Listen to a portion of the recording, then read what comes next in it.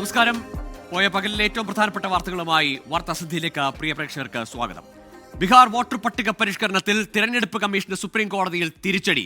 കരട് വോട്ടർ പട്ടികയിൽ നിന്ന് ഒഴിവാക്കിയവരുടെ വിവരങ്ങൾ പ്രസിദ്ധീകരിക്കണമെന്ന് സുപ്രീം കോടതി ഇടക്കാല ഉത്തരവിറക്കി.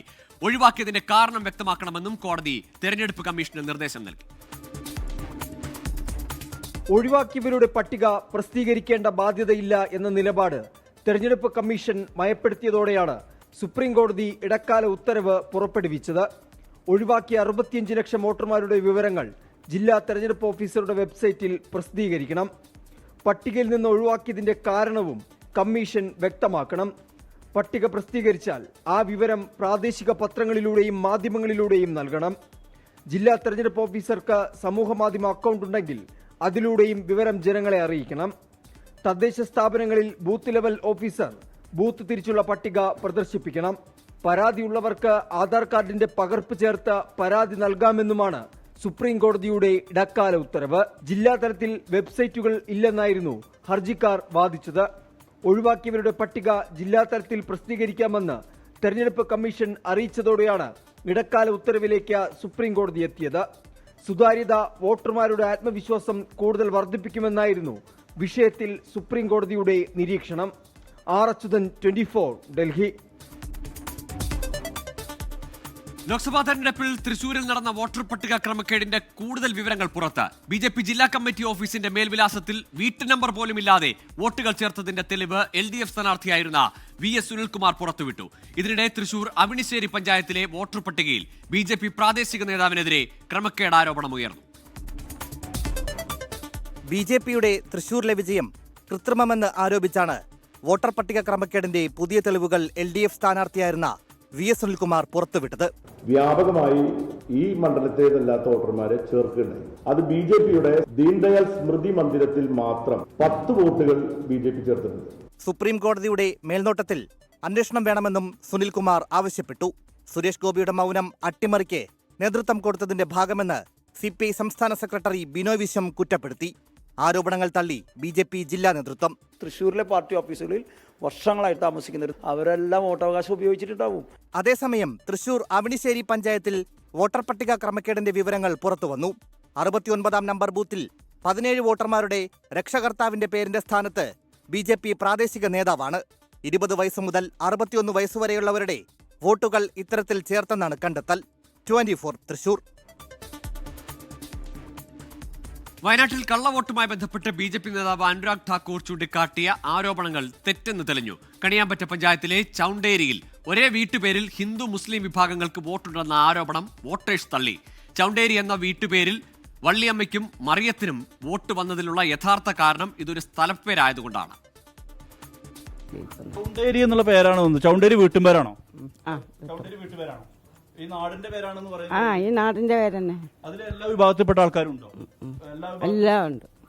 അതിൽ ഈ അനുരാഗ് ഠാക്കൂർ പറഞ്ഞതുപോലെ ഒരു മുസ്ലിം കുടുംബവും ഒരു ഹൈന്ദവ കുടുംബവും ഒരുമിച്ച് താമസിച്ചു എന്നുള്ളതാണ് പുള്ളിയുടെ ഏറ്റവും വലിയ പ്രയാസം. അത് ഈ നാട്ടിലൊന്നും വലിയ പ്രയാസമുള്ള കാര്യമല്ല എന്നുള്ളതാണ് ആദ്യത്തെ കാര്യം. 2, ഇവിടുത്തെ ക്രിസ്ത്യൻ ആളുകളുടെ വീട്ടുപേര് ചൗണ്ടേരി എന്നാണ്. ഇവിടുത്തെ പട്ടികജാതി പട്ടികവർഗ വിഭാഗത്തിൽപ്പെട്ട ആളുകളുടെ വീട്ടുപേര് ചൗണ്ടേരി. ഇത് സ്ഥലത്തിന്റെ പേരാണ്. ഞാൻ കള്ളവോട്ട് ചെയ്തിട്ടില്ല. സാധാരണ ഒരു വോട്ട് 5 കൊല്ലത്തിലുണ്ടാവുമ്പം ആ വോട്ട് മാത്രമേ ചെയ്തിട്ടുള്ളൂ, അല്ലാത്ത വോട്ട് ചെയ്തിട്ടില്ല. എനിക്കത് ഞാൻ തെറ്റായിട്ട് തോന്നുന്നില്ല. കാരണം നമ്മൾ തെറ്റ് ചെയ്തിട്ടില്ലല്ലോ. തെറ്റ് ചെയ്യുമ്പോഴല്ലേ നമുക്ക് അതിന് പറയാനുള്ളൂ. പിന്നെ ഒന്നാമത് അതുമല്ല, നമ്മൾ കള്ളവോട്ട് എങ്ങനെ ചെയ്യേണ്ടി ആവും കൂടി നമുക്കറിയില്ല. ഈ നാട് തന്നെയാണ് എൻ്റെ പ്രസവിച്ച നാടും, ഈ നാട് തന്നെയാണ്. കല്യാണം കഴിച്ച നാടും ഞാൻ ഇവിടെ തന്നെയാണ്. അല്ലാത്തൊരു കുഴപ്പമില്ല. ഏറനാട് മണ്ഡലത്തിലെ വോട്ടറായ മൈമുനയ്ക്ക് 3 ബൂത്തുകളിൽ വോട്ടുണ്ടെന്ന ആരോപണം മൈമുന തന്നെ തള്ളി. 3 ബൂത്തുകളിൽ 3 പഞ്ചായത്തുകളിലെ മൈമുനമാർ ആണിതെന്ന് കണ്ടെത്തി.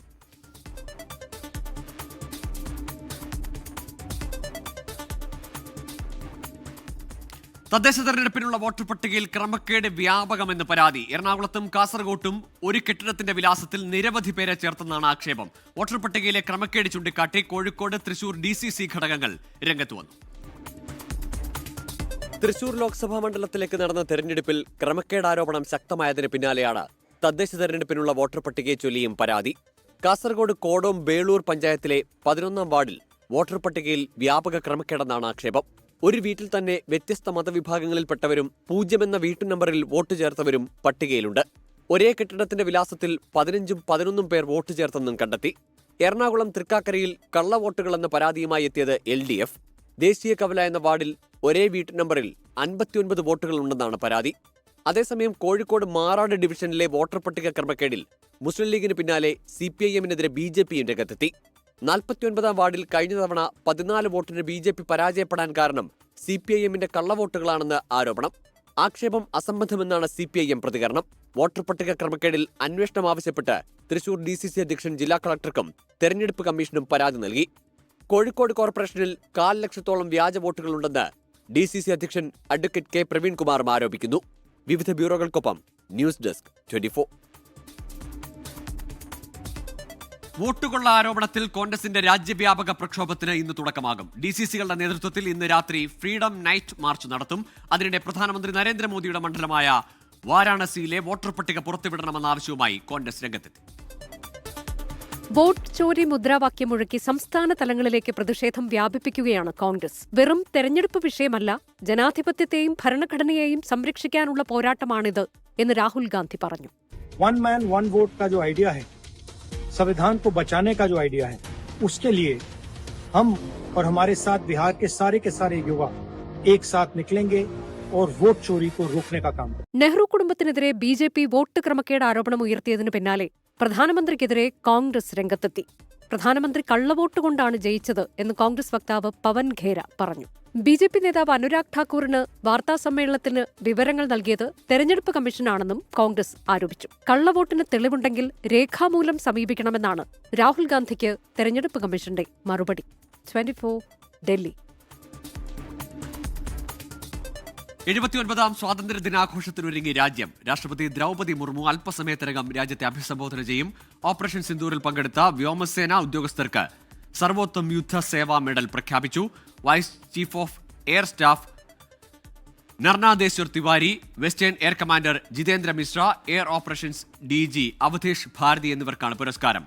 13 വ്യോമസേന ഉദ്യോഗസ്ഥർക്ക് വിശിഷ്ട യുദ്ധസേവാ മെഡലും 9 വ്യോമസേന പൈലറ്റുമാർക്ക് വീർ ചക്രയും പ്രഖ്യാപിച്ചു.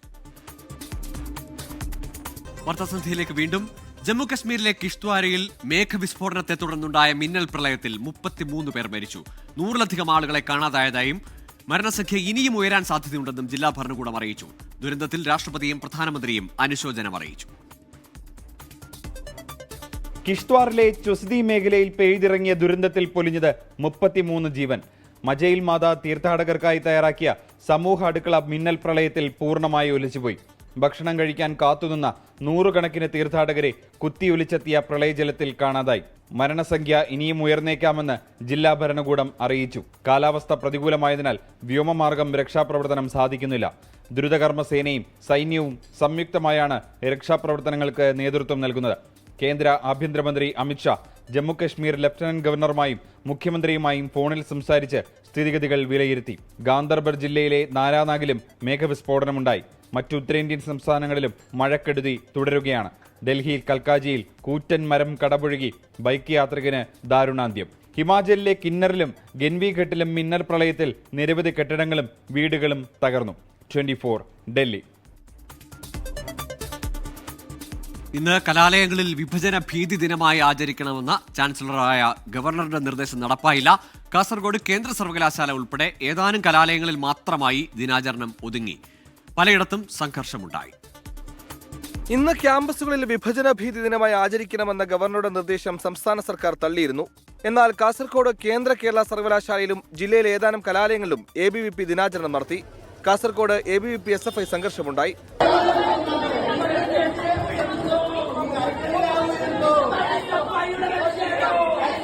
MSFും പ്രതിഷേധവുമായി എത്തി. കേരള സർവകലാശാലയ്ക്ക് കീഴിലെ ദിനവച്ചപുരം VTM NSS കോളേജിൽ ക്യാമ്പസിന് പുറത്ത് ABVP പരിപാടി സംഘടിപ്പിച്ചു. കുസാറ്റിൽ ഓൺലൈനായിരുന്നു ദിനാചരണം. കാലടി സർവകലാശാലയിൽ SFI ഗവർണറുടെ കോലം കത്തിച്ചു. കോഴിക്കോട് ലോ കോളേജിൽ ദിനാചരണം സംഘടിപ്പിക്കാനുള്ള ABVP ശ്രമം മറ്റ് വിദ്യാർത്ഥി സംഘടനകൾ തടഞ്ഞു.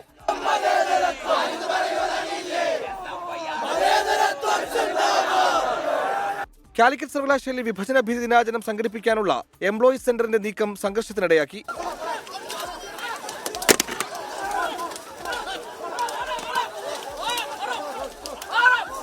വിവിധ ബ്യൂറോകളോടൊപ്പം 24 തിരുവനന്തപുരം.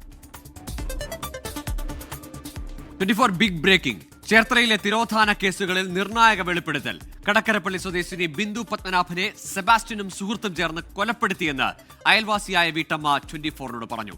സെബാസ്റ്റ്യനും സുഹൃത്ത് ഫ്രാങ്ക്ലിനും ചേർന്ന് ബിന്ദുവിനെ പള്ളിപ്പുറത്തെ വീട്ടിലെ ശുചിമുറിയിൽ കൊന്നു തള്ളിയെന്നാണ് വെളിപ്പെടുത്തൽ. ബിന്ദു പത്മനാഭൻ കേസിൽ ഇതുവരെ പുറത്തുവരാത്ത വെളിപ്പെടുത്തലാണ് വീട്ടമ്മയുടേത്. ബിന്ദുവിനെ കൊലപ്പെടുത്തിയെന്നും സെബാസ്റ്റ്യനൊപ്പം ഫ്രാങ്ക്ലിൻ എന്ന സുഹൃത്തുണ്ടായിരുന്നെന്നും കടക്കരപ്പള്ളി സ്വദേശിനിയായ വീട്ടമ്മ പറയുന്നു. ബിന്ദു പത്മനാഭനെ കൊന്നു എന്ന് തന്നെ ഞാൻ വിശ്വസിക്കും. എന്താണെന്ന് വെച്ചാൽ അതിന് വ്യക്തമായിട്ടുള്ള രേഖകൾ എനിക്ക് എൻ്റെ കയ്യിൽ കിട്ടിയിട്ടുണ്ട്. ഓഡിയോ ക്ലിപ്പ് കിട്ടിയിട്ടുണ്ട്. അതൊരു പ്രത്യേക സാഹചര്യത്തിൽ എനിക്ക് കിട്ടിയതാണ്. ആ ക്ലിപ്പ് ഞാൻ ക്രൈംബ്രാഞ്ചിന് കൈമാറി കഴിഞ്ഞു. കിട്ടിയ സമയത്ത് തന്നെ ഞാൻ ഉടനെ കൊടുത്തു കഴിഞ്ഞതാണ്. സംസാരത്തിനിടയിൽ ഫ്രാങ്ക്ലിനിൽ നിന്ന് തന്നെയാണ് ഇക്കാര്യം പുറത്തു വന്നത്. സ്ഥിരീകരണത്തിനായി ഫ്രാങ്ക്ലിന്റെ സുഹൃത്തും ഇടനിലക്കാരനുമായ സോഡ പൊന്നപ്പനുമായും കാര്യം സംസാരിച്ചു. ഇതേ കാര്യം ഇയാളും ആവർത്തിച്ചതോടെ ഫോൺ സംഭാഷണം അടക്കം ക്രൈംബ്രാഞ്ചിന് കൈമാറി. അവള് ഭയങ്കര മോശക്കാരിയാണ്, ആവാസക്കാരിയാണ്, കൊള്ളിയില്ലാത്തവളായിരുന്നു. അത് നല്ല ഡീസന്റ് പെണ്ണായിരുന്നു. അവൻ ഈ കാശ് വിറ്റാണ് സെബാസ്റ്റ്യൻ അവിടെ സ്ഥലം മരിച്ചത്. ആ സ്ഥലം വരെ ഇവൻ വിറ്റി. ആദ്യ അന്വേഷണ സംഘം കേസിൽ കാര്യമായ അന്വേഷണം നടത്തിയില്ല. ജാനമ്മ കേസിന്റെ പിന്നാലെ അന്വേഷണം വീണ്ടും ആരംഭിച്ചതോടെ ഫോൺ സംഭാഷണം അടക്കം പുതിയ അന്വേഷണ സംഘത്തിന് കൈമാറി. ആരോപണ വിധേയനായ ഫ്രാങ്ക്ലിന്റെയും സുഹൃത്ത് സോഡ പൊന്നപ്പന്റെയും മൊഴി ക്രൈംബ്രാഞ്ച് സംഘം രേഖപ്പെടുത്തി. 24 ആലപ്പുഴ. അനധികൃത സ്വത്ത് സമ്പാദന കേസിൽ ADGP MR അജിത് കുമാറിന് തിരിച്ചടി. MR അജിത് കുമാറിനെ കുറ്റവിമുക്തനാക്കിയ വിജിലൻസ് റിപ്പോർട്ട് കോടതി തള്ളി. കേസ് തിരുവനന്തപുരം വിജിലൻസ് പ്രത്യേക കോടതി നേരിട്ട് അന്വേഷിക്കും. അനധികൃത സ്വത്ത് സമ്പാദന കേസിൽ ADGP MR അജിത് കുമാറിനും സംസ്ഥാന സർക്കാരിനും ഒരുപോലെ തിരിച്ചടിയാണ് തിരുവനന്തപുരം വിജിലൻസ് പ്രത്യേക കോടതിയുടെ ഉത്തരവ്. വിജിലൻസിന്റെ റിപ്പോർട്ട് തള്ളിയ കോടതി കേസ് നേരിട്ട് അന്വേഷിക്കാൻ തീരുമാനമെടുക്കുകയായിരുന്നു. വിജിലൻസ് അന്വേഷണം കാര്യക്ഷമമല്ലെന്ന് ചൂണ്ടിക്കാട്ടിയാണ് കോടതി നടപടി. ഈ മാസം 30-ന് പരാതിക്കാരനായ അഡ്വക്കേറ്റ് നാഗരാജിന്റെ മൊഴി കോടതി രേഖപ്പെടുത്തും. സ്പെഷ്യൽ ഇൻവെസ്റ്റിഗേഷൻ യൂണിറ്റിലെ ഒരു DYSP ഷിബു പാപ്പച്ചനും അദ്ദേഹത്തിന്റെ സൂപ്പർവൈസിംഗ് ഓഫീസറായിട്ടുള്ള ജോൺ കുട്ടി SP ഇവർ രണ്ടും കൂടി ചേർന്നാണ് സർക്കാരിൻ്റെ സ്വാധീനത്തിൽ ഇങ്ങനെ ക്ലീൻ ചിറ്റ് നൽകിക്കൊണ്ട് ഇദ്ദേഹം യാതൊരു കുറ്റവും ചെയ്തിട്ടില്ല എന്നുള്ള രീതിയിൽ റിപ്പോർട്ട് കൊടുത്തിരിക്കുന്നത്. അപ്പോൾ ശരിയായ രീതിയിൽ അന്വേഷിച്ചിട്ടില്ലെന്ന് കോടതി കണ്ടെത്തി കഴിഞ്ഞു. മുൻ MLA PV അൻവറിന്റെ പരാതി പ്രകാരമാണ് MR അജിത് കുമാറിനെതിരെ അനധികൃത സ്വത്ത് സമ്പാദനത്തിൽ അന്വേഷണം നടത്തിയത്. അന്വേഷണം നടത്തിയ വിജിലൻസ് MR അജിത് കുമാറിന് അനുകൂല റിപ്പോർട്ട് സമർപ്പിച്ചു. കോടതി ഉത്തരവിനെതിരെ അജിത് കുമാറും വിജിലൻസും മേൽക്കോടതിയെ സമീപിക്കാനാണ് സാധ്യത.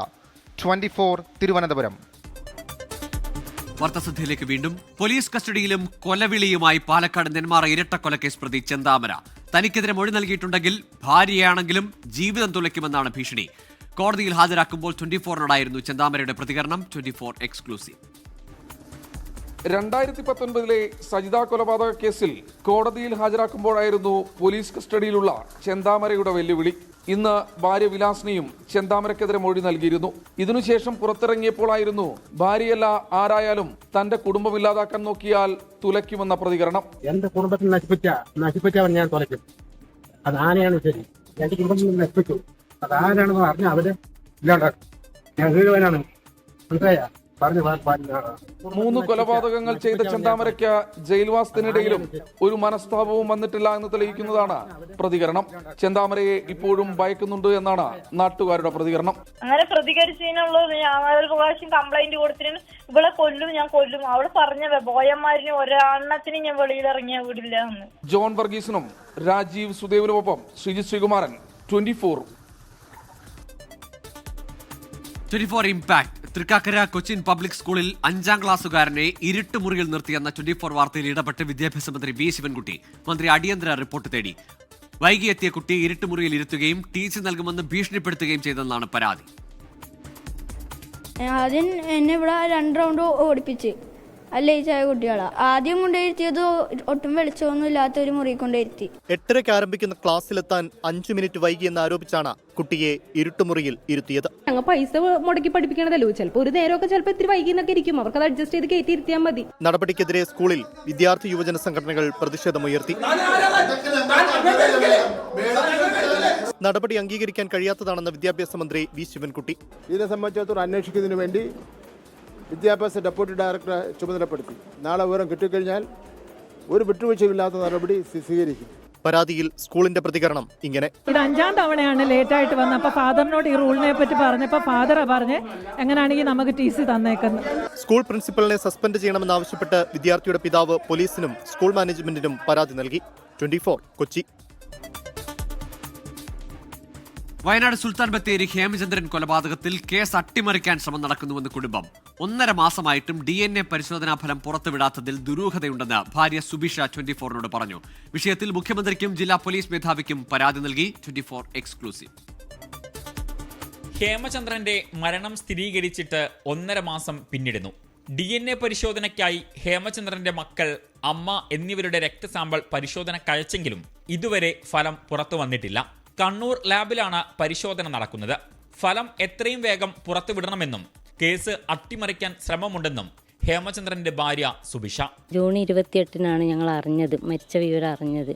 അത് കഴിഞ്ഞ് 45 ദിവസമായിട്ട് ഇതുവരെ ബോഡി ഞങ്ങൾക്ക് കിട്ടിയിട്ടില്ല. DNA ടെസ്റ്റ് വന്നിട്ടില്ല. അപ്പം അത് കിട്ടി ഞങ്ങൾക്ക് കർമ്മങ്ങളൊക്കെ ചെയ്ത് ഇതാക്കണം. ഞങ്ങൾക്ക് പേടിയുണ്ട് ഇത് എന്തുകൊണ്ടാണ് വരാത്തത് എന്നുള്ളത്.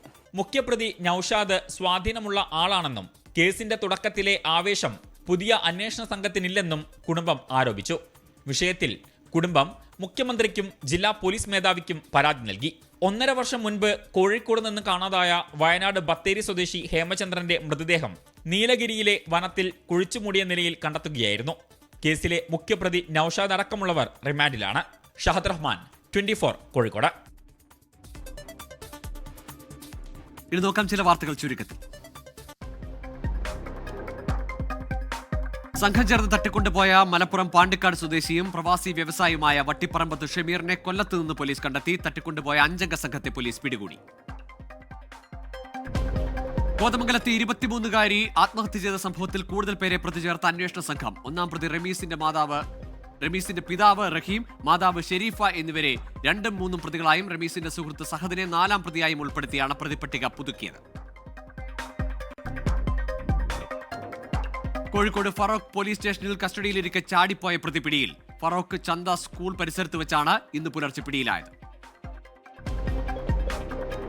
തിരുവനന്തപുരം നേമം പുന്നമൂട്ടിൽ മദ്യലഹരിയിൽ ഭർത്താവ് ഭാര്യയെ വെട്ടിക്കൊലപ്പെടുത്തി. നേമം കല്ലിയൂർ കുരുവിക്കെട്ട് വിളയിൽ ബിൻസിയാണ് കൊല്ലപ്പെട്ടത്. രാജ്യത്ത് സ്വാതന്ത്ര്യ ധ്വംസനങ്ങൾ നടക്കുന്നുവെന്ന Thalassery archbishop Mar Joseph Pamplany. ക്രൈസ്തവർ ഉൾപ്പെടെ ന്യൂനപക്ഷങ്ങളെ സംശയത്തിന്റെ നിഴലിൽ നിർത്തുകയാണെന്നും ആർച്ച് ബിഷപ്പ്. കോതമംഗലത്തെ 23-കാരിയുടെ ആത്മഹത്യ രാഷ്ട്രീയ വിഷയമായി ഉയർത്തിക്കൊണ്ടുവരാൻ BJP തീരുമാനം. വിഷയത്തിൽ ഇടപെടാൻ ഷോൺ ജോർജിനെയും അനൂപ് ആന്റണിയെയും BJP കോർ കമ്മിറ്റി ചുമതലപ്പെടുത്തി. സാങ്കേതിക ഡിജിറ്റൽ സർവകലാശാലകളിൽ VC നിയമനത്തിനുള്ള സെർച്ച് കമ്മിറ്റി പട്ടിക കൈമാറി രാജ്ഭവനും സർക്കാരും. അക്കാദമിക് വിദഗ്ധർ ഉൾപ്പെടുന്ന 10 പേരുടെ പട്ടിക സർക്കാരും 8 പേരുടെ പട്ടിക രാജ്ഭവനും സുപ്രീംകോടതി അഭിഭാഷകർക്ക് കൈമാറി. ഇനി ഇപ്പോഴത്തെ കാലാവസ്ഥ.